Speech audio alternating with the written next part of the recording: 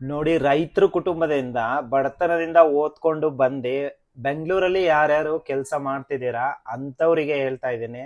ಏನಂತ ಹೇಳ್ತೀನಿ, ಯಾಕೆ ಅಂದ್ರೆ ನಿಮ್ಮ ಹತ್ರ ಏನಾದ್ರೂ ಸ್ವಲ್ಪ ಅಲ್ಪ ಸ್ವಲ್ಪ ಏನಾದ್ರೂ ಒಂದ್ 2 ಎಕರೆ 3 ಎಕರೆ ಜಮೀನ್ ಏನಾದ್ರೂ ಇದ್ರೆ, ಅಂದ್ರೆ ನಿಮ್ಮ ಅಪ್ಪ ಮಾಡಿದ ಅಥವಾ ನಿಮ್ಮ ತಾತ ಮಾಡಿದ ಆಸ್ತಿ ಏನಾದ್ರೆ ಇದ್ರೆ, ದಯವಿಟ್ಟು ಬಿಸ್ನೆಸ್ ಮಾಡೋದಿಕ್ಕೆ ಅಂತ ಅಥವಾ ಮನೆ ಕಟ್ಟೋದಿಕ್ಕೆ ಅಂತ ಅಥವಾ ಕಾರ್ ತಗೊಳ್ಳೋದಿಕ್ಕೆ ಅಂತ ನಿಮ್ಮ ಜಮೀನನ್ನ ಮಾರ್ಬೇಡಿ.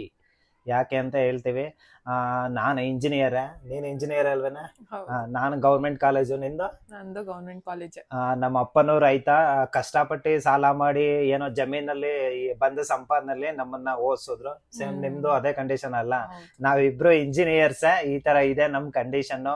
ಬಟ್ ಇವಾಗ ನಾವು ಈಗ ಸದ್ಯಕ್ಕೆ ಒಂದು 7 ರಿಂದ 10 ವರ್ಷ ಆಲ್ಮೋಸ್ಟ್ ನಾವು ಕೆಲಸ ಮಾಡ್ತಾ ಇದೀವಿ ಬೆಂಗಳೂರಲ್ಲಿ ಕಂಪನಿಗಳಲ್ಲಿ. ಬಟ್ ನಮ್ಮ ಅನುಭವಕ್ಕೆ ಬಂದಿರೋದೇನು ಅಂದ್ರೆ ಏನಪ್ಪಾ ಅಂದ್ರೆ, ನಿಮ್ಗೆಲ್ರಿಗೂ ಗೊತ್ತು ಟೆಕ್ನಾಲಜಿ ಇಂಪ್ರೂವ್ ಆಗ್ತಿದೆ ಜಾಸ್ತಿ ಅಂತ. ಈ ಆರ್ಟಿಫಿಷಿಯಲ್ ಇಂಟೆಲಿಜೆನ್ಸ್ ಮತ್ತೆ ರೋಬೋಟಿಕ್ಸ್ ಎಲ್ಲ ಬಂದಿರೋದ್ರಿಂದ ನಾವು ಮಾಡೋ ಅಂತ ಕೆಲ್ಸನ ಆ ಮಿಷಿನ್ಗಳು ಮಾಡ್ತಾ ಇದೆ. ಸೊ ಅದಕ್ಕೆ ಯಾರಿಗೂ ಮನುಷ್ಯನ ಅವಶ್ಯಕತೆ ಇಲ್ಲ.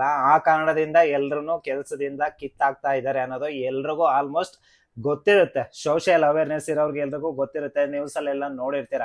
ಅದು 100% ನಿಜಾನೇ. ಯಾವಾಗ ಯಾರ ಕೆಲಸ ಯಾವಾಗ ಹೋಗುತ್ತೆ ಅನ್ನೋದು ಯಾರಿಗೂ ಗೊತ್ತಿಲ್ಲ. ಯಾರನ್ನ ಬೇಕಾದ್ರೂ ಕಿತ್ ಬಿಸಾಕ್ಬೋದು. ಆವಾಗ ನಮಗೆ ಕಾಡೋ ಒಂದು ಕಟ್ಟ ಕಡೆಯ ಪ್ರಶ್ನೆ ಏನ್ ಗೊತ್ತಾ, ಇವಾಗ ಆಲ್ರೆಡಿ ಜನಗಳಿಗೆಲ್ಲ ಗ್ಯಾಸ್ ಸಿಗ್ತಾ ಇಲ್ಲ, ಪೆಟ್ರೋಲ್ ಸಿಗ್ತಾ ಇಲ್ಲ, ಡೀಸೆಲ್ ಸಿಗ್ತಾ ಇಲ್ಲ. ಕೊನೆಗೆ ನಮ್ಗೆ ಉಸಿರಾಡೋದಿಕ್ಕೆ ಗಾಳಿನೂ ಸಿಗಲ್ಲ, ತಿನ್ನೋದಿಕ್ಕೆ ಅನ್ನನೂ ಸಿಗಲ್ಲ. ಕೊನೆಗೆ ನಾವು ಕೆಲಸ ಎಲ್ಲ ಕಿತ್ತು ಬಿಸಾಕದ್ಮೇಲೆ ನಾವು ಕೊನೆಗೆ ಹುಡ್ಕೊಂಡು ಹೋಗೋದು ನಮ್ಮ ಅಪ್ಪ ಮಾಡಿರೋ ಗದ್ದೆನ, ನಮ್ಮ ಅಪ್ಪ ಮಾಡಿರೋ ಹೊಲನ, ನಮ್ಮ ಅಪ್ಪ ಮಾಡಿರೋ ಜಮೀನ. ಕೊನೆಗೆ ಇರೋದೊಂದು 2 ಎಕರೆ 3 ಎಕರೆ 4 ಎಕರೆ ಜಮೀನ್ ಯಾರು ಉಳಿಸ್ಕೊಂಡಿರ್ತೀರ ಅವರು ಜಮೀನೇ ಅವ್ರನ್ನ ಕಾಪಾಡೋದು, ಅವ್ರ ಕೈ ಹಿಡಿಯೋದು ಅಂತ ಹೇಳಕ್ ಹೊರಟಿದೀವಿ. ದಯವಿಟ್ಟು ಸ್ವಲ್ಪ ಸ್ವಲ್ಪ ಏನಾದ್ರು ಜಮೀನ್ ಇದ್ರೆ ಅತಿ ಆಸೆಗಳನ್ನ ಇಟ್ಕೊಂಡು ಮಾರಕ್ ಹೋಗ್ಬಿಡಿ. ಮುಂದಿನ ಜೀವನದಲ್ಲಿ ಅದಕ್ಕೆ ಬೇರೆ ಡಿಮ್ಯಾಂಡೇ ಇರುತ್ತೆ. ನೀವು ಅದನ್ನ ವ್ಯಾಲ್ಯೂ ಅಲ್ಲಿ ಕ್ಯಾಲ್ಕುಲೇಟ್ ಮಾಡೋದಿಕ್ಕೆ ಆಗಲ್ಲ, ಅಷ್ಟು ವ್ಯಾಲ್ಯೂ ಇರುತ್ತೆ ಜಮೀನಿಗೆ. ಯಾಕೆಂದ್ರೆ ಕೊನೆಗೆ ಮನುಷ್ಯ ಎಲ್ಲಿಂದ ಉತ್ಪತ್ತಿ ಆದ ಅಲ್ಲಿಗೆ ಹೋಗಿ ನಿಲ್ತಾನೆ. ಇವಾಗ ನೀವು ನೋಡ್ಬೋದು ಮುಂದೆ ಏನಾಗುತ್ತೆ ಅಂತ. ಅದನ್ನ ನೀವು ಕಾದ್ ನೋಡೋಣ, ಆಯ್ತಾ?